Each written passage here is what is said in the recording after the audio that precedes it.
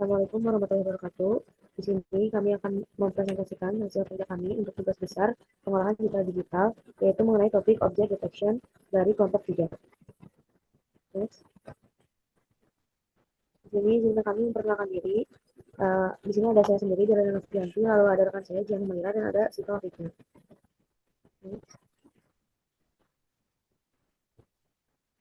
Di sini ada pendahuluan dulu, mengapa ini adalah alasan mengapa kami mengambil salah satu topik ini gitu.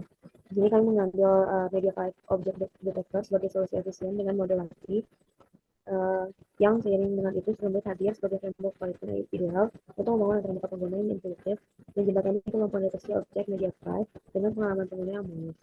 Berdasarkan hal ini, proyek ini bertujuan untuk mengembangkan aplikasi deteksi objek real time yang interaktif, memanfaatkan media file untuk identifikasi dan Streamlit untuk antar pengguna.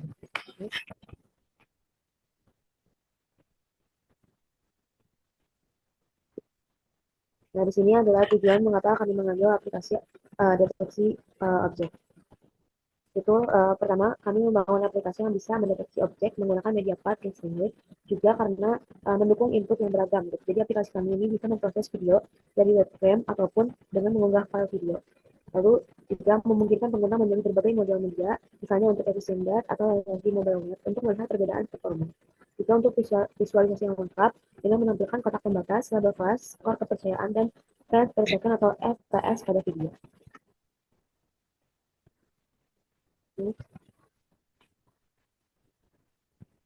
Lalu juga untuk batasan proyeknya ini kami fokus pada model pre-trained yang berfokus pada tugas deteksi objek menggunakan model pre-trained yang disediakan oleh MediaPipe, juga keterkandungan model MediaPipe uh, yang performa dan jenis objeknya dapat dideteksi sepenuhnya bergantung pada kemampuan model pre-trained MediaPipe yang dipilih oleh pengguna, dan juga untuk kualitas input video itu dengan akurasi deteksi objek sangat dipengaruhi oleh kualitas input video, mulai dari resolusi, pencahayaan, dan juga stabilitas frame.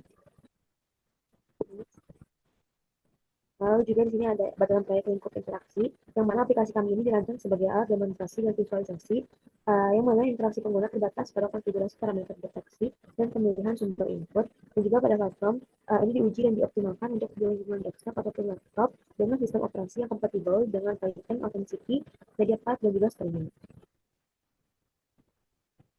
Ya. Untuk manfaatnya itu sendiri, yang pertama mengidentifikasi fitur-fitur dan persyaratan teknis yang diperlukan sistem untuk beroperasi secara efektif. Yang kedua, merancang struktur keseluruhan aplikasi, termasuk pemilihan pustaka, bahasa pemrograman, dan arsitektur komponen. Terus yang ketiga, menerjemahkan desain menjadi kode program yang fungsional. Dan yang keempat, memverifikasi bahwa sistem bekerja sesuai harapan dan mengidentifikasi area untuk perbaikan.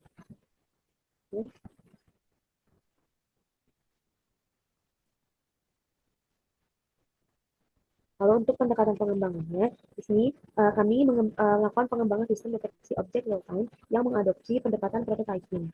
Untuk tahapannya itu sendiri, yang pertama menganalisis kebutuhan, yang kedua dari desain sistemnya, yang ketiga implementasi, dan yang terakhir itu pada pengujian. Next.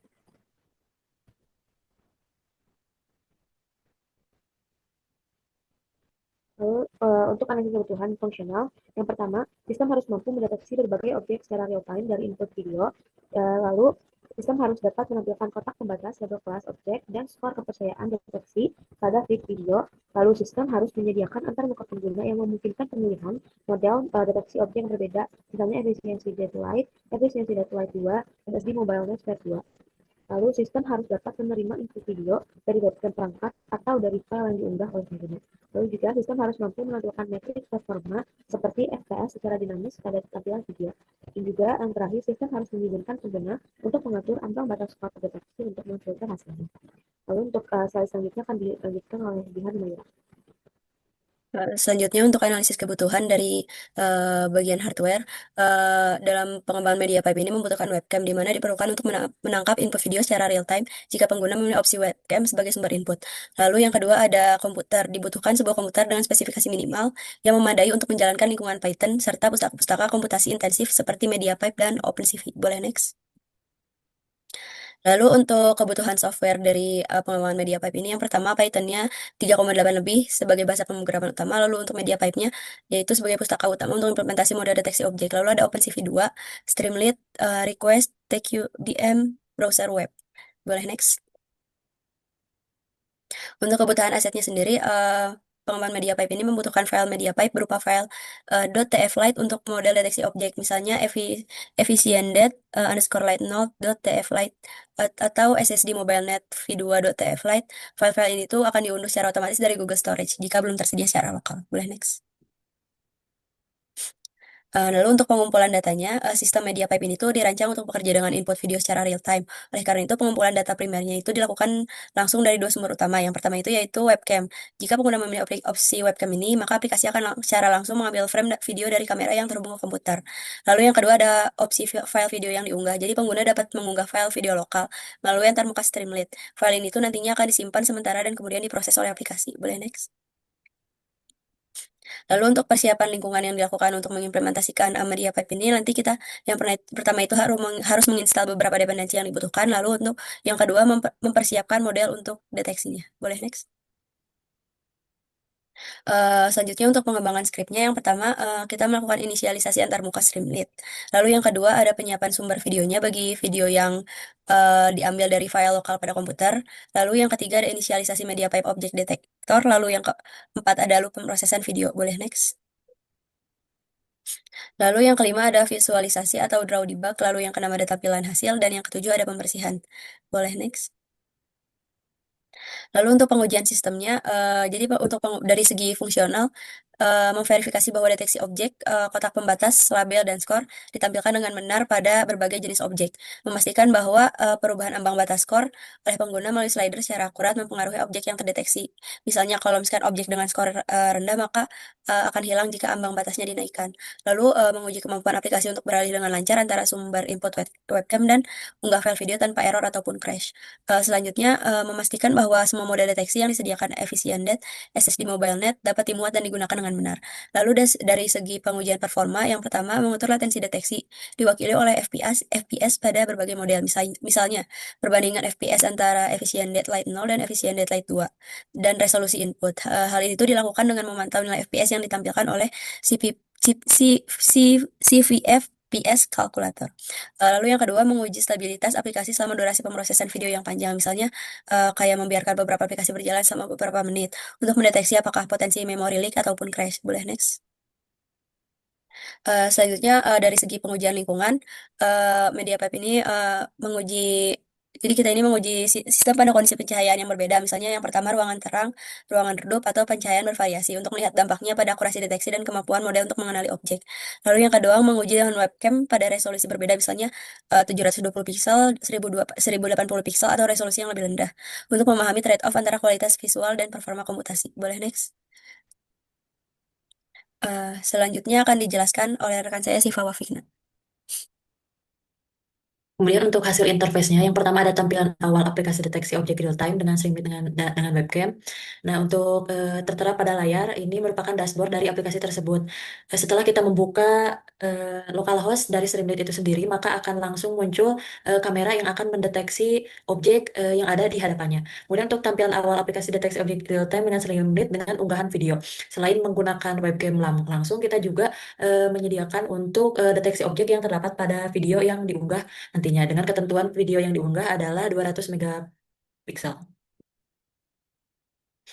Kemudian berikut adalah hasil pengujiannya. Yang pertama itu aplikasi dapat mendeteksi televisi di mana pendeteksiannya ini akan terlihat ketika ada garis hijau yang mengelilingi objek tersebut. Kemudian ada tulisan di atasnya beserta dengan nilai yang dikeluarkan dari hasil pendeteksian tersebut. Kemudian yang kedua itu ada objek chair atau kursi, kemudian ada backpack yang tertera yaitu eh, tas, kemudian ada juga yang sebelah kanannya terdeteksi terdapat laptop. Nih.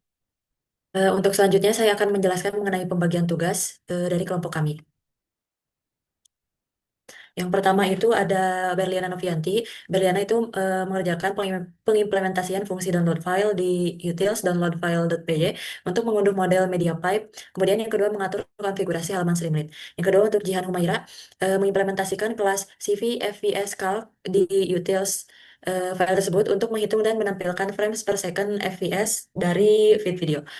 Kemudian untuk saya sendiri si Pawafikna yaitu mengimplementasikan logika utama pemrosesan video dan webcam dan pemanggilan detektor detek. Selanjutnya saya akan mendemonstrasikan mengenai aplikasi yang kami buat. Selanjutnya untuk pendemonstrasian program, saya telah menuliskan sintaks untuk mengimport ngrok yang akan memanggil juga file main Streamlit yang telah saya buat dan telah saya upload pada Google Colab ini. Kemudian aplikasi tersebut dapat dipanggil menggunakan rute link berikut. Namun dikarenakan masih terdapat fungsi ataupun fitur yang tidak bekerja secara maksimal, jadi saya akan mendemonstrasikan aplikasi ini menggunakan localhost saja. Nah, untuk dapat melakukan pengujian pada aplikasi ini, jadi saya izin untuk mematikan webcam dari Zoom terlebih dahulu.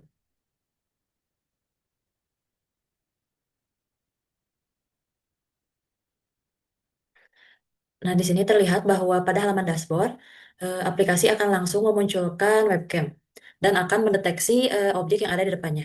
Salah satu yang bisa dilakukan oleh aplikasi ini adalah mendeteksi orang atau disebutnya person, seperti berikut. Kemudian selain dari objek orang juga, aplikasi ini dapat mendeteksi objek seperti handphone dengan nama cellphone yang muncul di atas handphone tersebut. Kemudian selain dari handphone, bisa juga mendeteksi gelas dengan nama cup.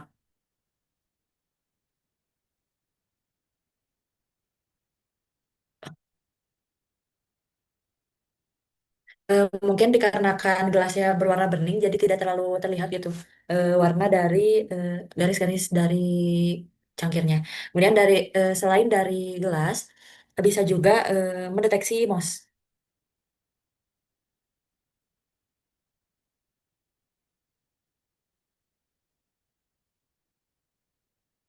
Oh, bisa sih. Malah lawan apa ya yang bisa? Kayaknya itu kamunya yang kedeteksi.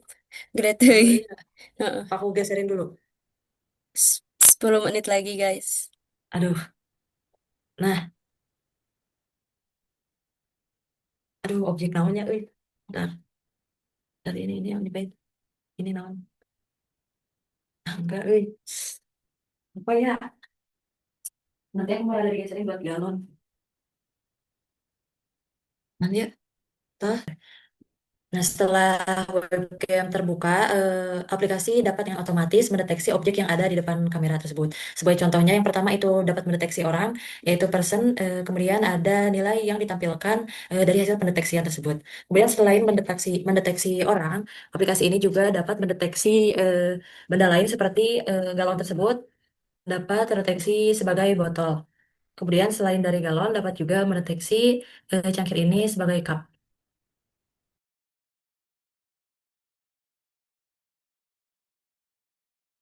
Selain dari cup ini ada bisa mendeteksi handphone juga.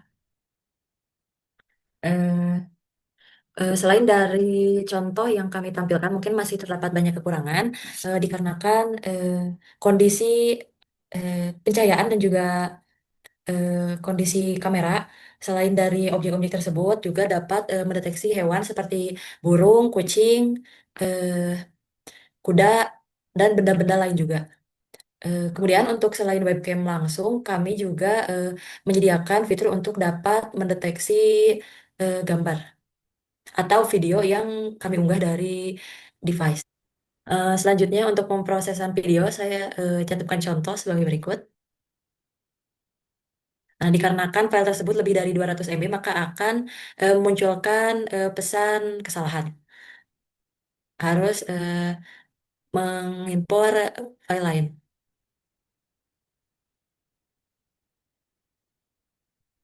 Nah, sebagai contoh file berikut, jika aplikasi berjalan dengan benar, maka akan mendeteksi person pada video berikut.